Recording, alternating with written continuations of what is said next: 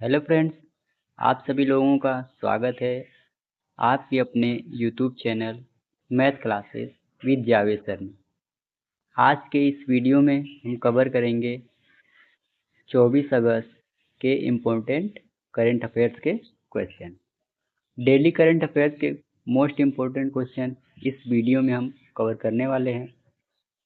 तो आइए इस मोस्ट इम्पोर्टेंट क्वेश्चन को करते हैं स्टार्ट। तो पहला प्रश्न दिया गया है, हाल ही में किसे 26वें CEAT क्रिकेट के पुरस्कार से सम्मानित किया गया है। इसमें जो कि ऑप्शन आपका बी सही हो जाएगा। अब CEAT क्रिकेट रेटिंग अवार्ड में टीम इंडिया के कप्तान रोहित शर्मा को वर्ष का सर्वश्रेष्ठ पुरुष अंतर्राष्ट्रीय क्रिकेटर चुना गया है। इस बीच राहुल द्रविड़ को लाइफ टाइम्स अचीवमेंट पुरस्कार से सम्मानित किया गया है। तो आप सभी लोगों को पता है, रोहित शर्मा की कप्तानी में भारत ने T20 वर्ल्ड कप जीता है और इससे पहले 2007 में महेंद्र सिंह धोनी की कप्तानी में भारत T20 वर्ल्ड कप जीता है। टोटल अगर बात करें तो टीम इंडिया केवल 2 बार ही T20 विश्व कप अपने नाम की है। और इससे संबंधित कुछ महत्वपूर्ण बिंदुओं को भी कवर कर लेते हैं।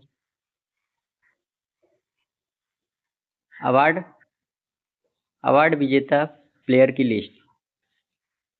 वर्ष का सर्वश्रेष्ठ पुरुष अंतर्राष्ट्रीय क्रिकेटर किसको चुना गया है? रोहित शर्मा को। वर्ष का सर्वश्रेष्ठ वनडे बल्लेबाज किसको चुना गया है? विराट कोहली को। श्रेष्ठ बल्लेबाज ऑफ द ईयर किसको चुना गया है? यशस्वी जायसवाल को। Test bowler of the year किसको चुना गया है? आर अश्विन यानी रविचंद्रन अश्विन।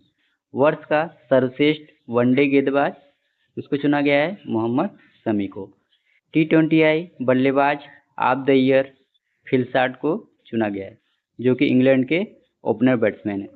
वर्ष का सर्वश्रेष्ठ T20 गेंदबाज टीम साउदी को, जो कि न्यूजीलैंड के पेशेवर हैं। अगला पॉइंट है, लाइफ टाइम्स अचीवमेंट अवार्ड किसको मिला है? राहुल द्रविड़ को। आगे देखते हैं। अब अगला पॉइंट है, T20 लीडरशिप अवार्ड किसको मिला है? श्रेयस अय्यर की, जो कि IPL में KKR के कैप्टन थे। उन्हें जो कि T20 लीडरशिप का अवार्ड दिया गया है।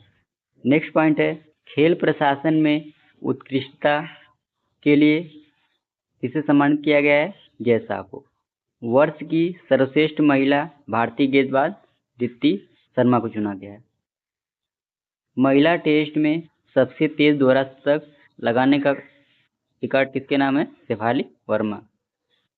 और अगला पॉइंट है, महिला T20 अंतर्राष्ट्रीय इतिहास में कप्तान के तौर पर या रूप में सर्वाधिक मैच किसने खेला है? हरमनप्रीत कौर ने। अगले प्रश्न पे आते हैं। अगला प्रश्न दिया गया है,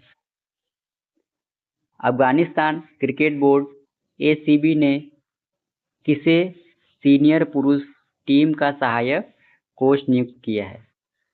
इसका सही ऑप्शन हो जाएगा आर श्रीधर को।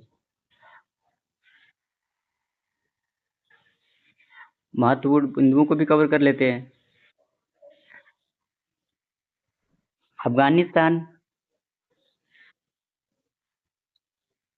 क्रिकेट बोर्ड ACB ने भारत के पूर्व फील्डिंग कोच आर श्रीधर को सीनियर पुरुष टीम का सहायक कोच नियुक्त किया है।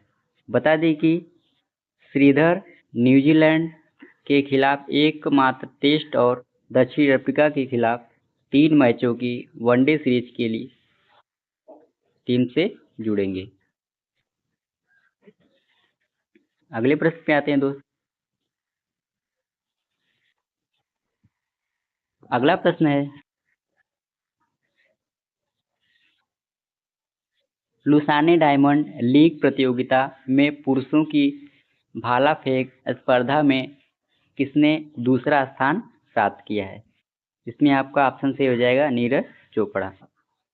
पहले स्थान पर पाकिस्तान के अरशद नदीम रहे, जिन्होंने 90.97 मीटर शानदार थ्रो किया था और उन्हें गोल्ड मेडल से सम्मानित किया गया था।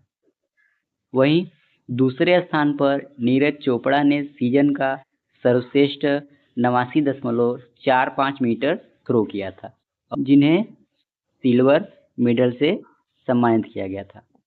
वहीं तीसरे स्थान पर 2 बार के विश्व चैंपियन ग्रेनाडा के एडरसन पीटर्स ने 88.54 मीटर थ्रो किया था। कितना किया था?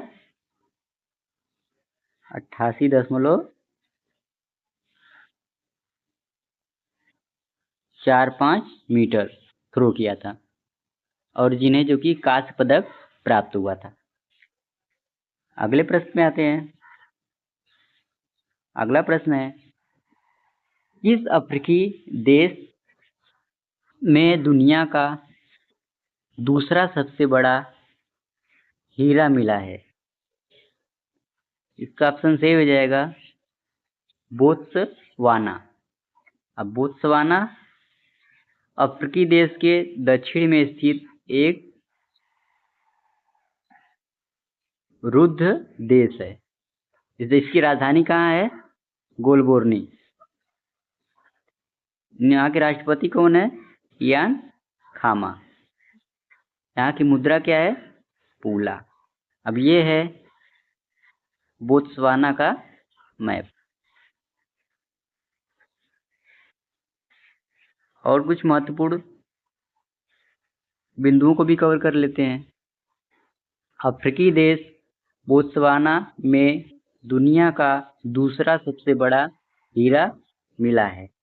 कनाडा की खनन कंपनी को लुकारा डायमंड की एक कैरो खदान में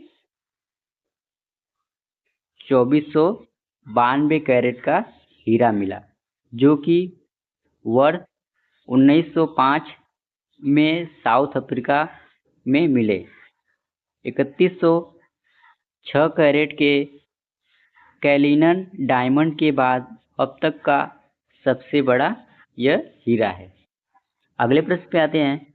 पीएम गति शक्ति पहल के अंतर्गत नेटवर्क प्लानिंग समूह की 77वीं बैठक कहाँ आयोजित की गई? इसका सही आंसर हो जाएगा ऑप्शन नंबर सी, यानी नई दिल्ली।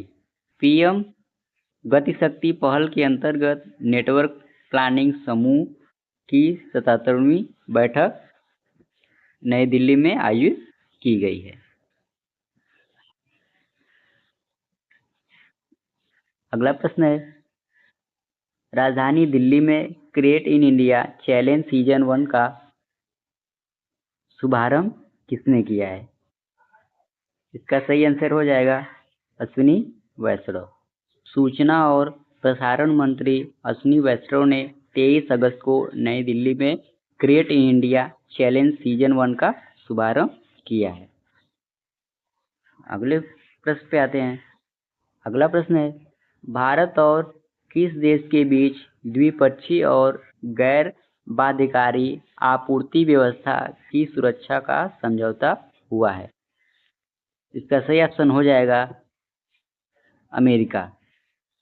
भारत और अमेरिका ने द्विपक्षीय और गैर बाध्यकारी आपूर्ति व्यवस्था की सुरक्षा का समझौता किया है। इस समझौते से दोनों देशों को राष्ट्रीय सुरक्षा आवश्यकताओं को पूरा करने के लिए एक दूसरे से आवश्यक औद्योगिक संसाधन प्राप्त करने में सहायता मिलेगी। अगले प्रश्न पे आते हैं।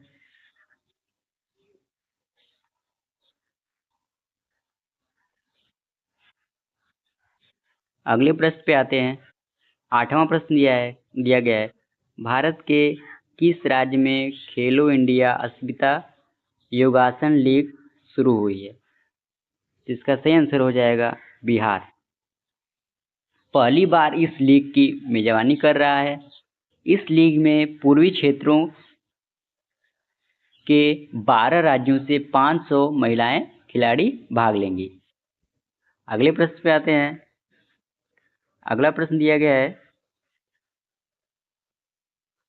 बांग्लादेश क्रिकेट बोर्ड बीसीबी के नए अध्यक्ष कौन बने हैं? इसका सही आंसर हो जाएगा ऑप्शन नंबर सी, यानी फारूक अहमद।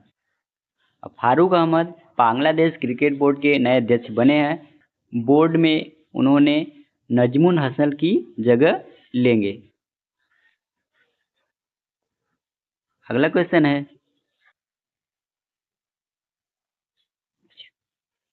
दसवां प्रश्न दिया गया है, उद्योग एवं आंतरिक व्यापार संवर्धन विभाग के सचिव का कार्यभार किसने संभाला?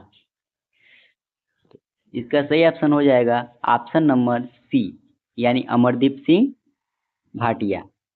अमरदीप सिंह भाटिया ने रक्षा विभाग में ओएसडी के रूप में नियुक्ति के बाद श्री राजेश कुमार सिंह के स्थान पर वाणिज्य एवं उद्योग मंत्रालय के उद्योग एवं आंतरिक व्यापार संवर्धन विभाग में सचिव का पदभार संभाला है। आगे देखते हैं।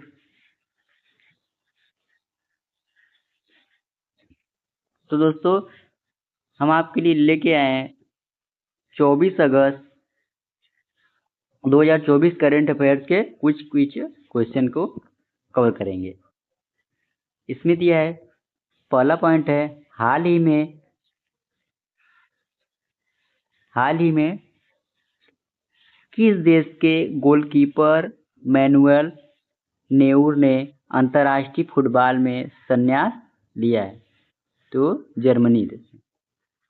हाल ही में एडीबी ने किस राज्य को स्वास्थ्य सेवा को बढ़ावा देने के लिए $500 मिलियन का ऋण देने का दावा किया है?